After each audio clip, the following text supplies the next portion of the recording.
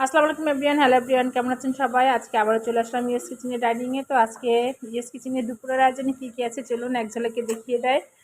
তো এটা একটা ডিম সেদ্ধ আছে, আর এটা হচ্ছে চিংড়ি উস্তা ভাজি। আজকে সব চিংড়ির রেসিপি। আর এটা হচ্ছে আপনার মিষ্টি কুমড়া চিংড়ি ধনেপাতা টমেটো দিয়ে সুন্দর একটা কারি করেছি। আর এটা হচ্ছে পালং চিংড়ি। পালং চিংড়ি দিয়ে আমি একটু আলু দিয়েছি টেস্টটা স্বাদে বাড়ানোর জন্য, আপনারা স্কিপ করতে পারেন।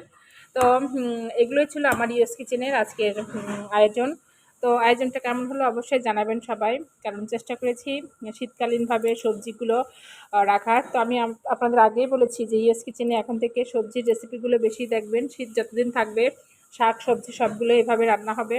তো অলরেডি রান্না ডান। আর এই ডিমটা ছিল আমার মেয়ে অলরেডি ডিমটা স্কুল থেকে এসেই নিজে শুলতেছে। তো যাই হোক, এটাই ছিল আমার ইয়েস কিচেনের আজকের আয়োজন। তো আয়োজনটা কেমন হলো অবশ্যই সবাই জানাবেন কমেন্টসের মাধ্যমে। তো আমি একটু ক্লোজ করে দেখাই আর একটু সাথে ফটোশ্যুট করে নিই। এটা হচ্ছে পালং চিংড়ি, আর এটা হচ্ছে মিষ্টি